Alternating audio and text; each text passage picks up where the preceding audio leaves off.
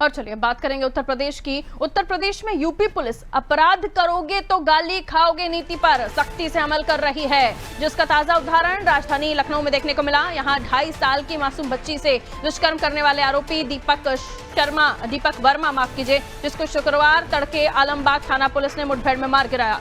आरोपी Deepak Verma railway station पर पानी बेचने के साथ साथ जागरण में झांकियां सजाने का काम करता था।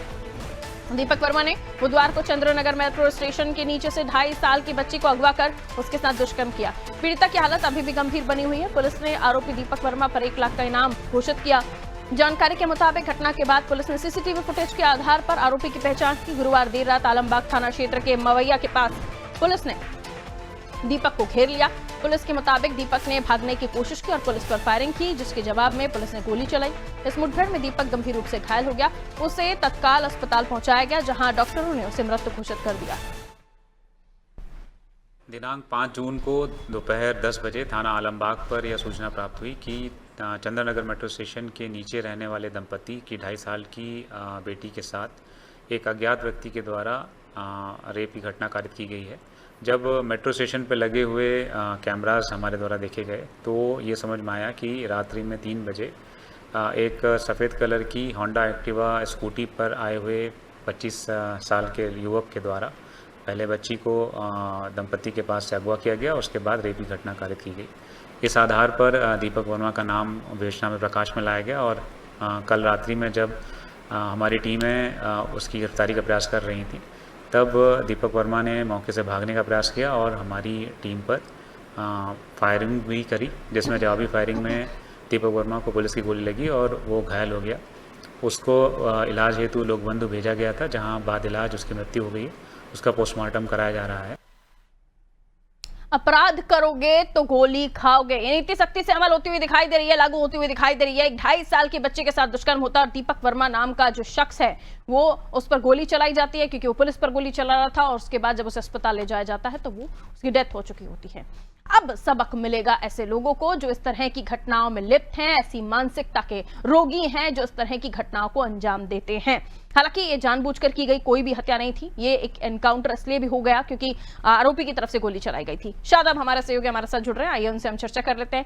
शादाब, 2.5 साल की मासूम के साथ दुष्कर्म करने वाला आरोपी एनकाउंटर में मारा गया, ये अपने आप में ये लाइन ही बड़ा संदेश है उन अपराधियों को या उन आपराधिक तत्वों को जो इस तरह की मंशा पालते हैं कि उत्तर प्रदेश में पुलिस अब बात नहीं करेगी, अगर सीधा नहीं चलेंगे तो गोली भी खाओगे।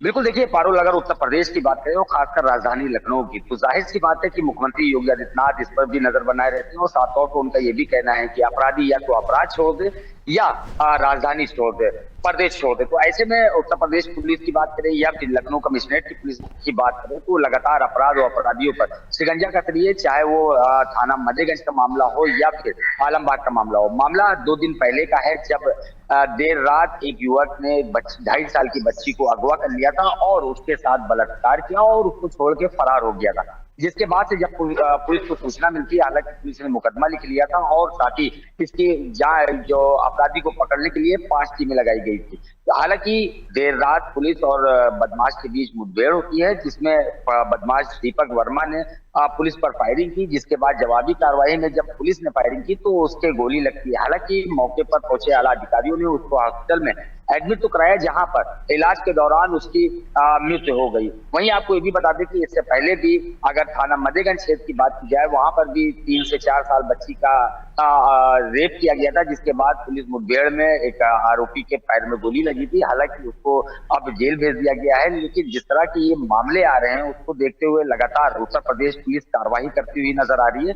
और साथ ही पारुल, आपको ये भी बता दें कि लखनऊ कमिश्नर की बात की जाए, अगर इस घटना के बाद से ही लखनऊ कमिश्नर ने 1 लाख का इनाम घोषित कर दिया था और साथ ही इसमें 5 टीमें भी लगा दी गई थी। जिसके बाद देर रात मुठभेड़ होती है, मुठभेड़ में जो आरोपी था उसके पैर में गोली लगती है। हालांकि उसको हॉस्पिटल जब एडमिट कराते हैं तो डॉक्टर उसको मृत घोषित कर देते हैं। जी पर बिल्कुल, पुलिस अपनी तरफ से अपनी कोशिशें करती है कि अपराध को रोका जा सके, लेकिन ऐसे लोग जब पुलिस पर ही हमला करेंगे तो पुलिस को भी अपने हाथ बांधने की जरूरत नहीं है, वो भी अपनी तरफ से अपने बचाव के लिए आगे आती हैं और फिर उस गोली से आप बचेंगे या नहीं बचेंगे ये अपराधियों के ऊपर, उनकी किस्मत के ऊपर। खैर, बहुत शुक्रिया शादाब जानकारी के लिए।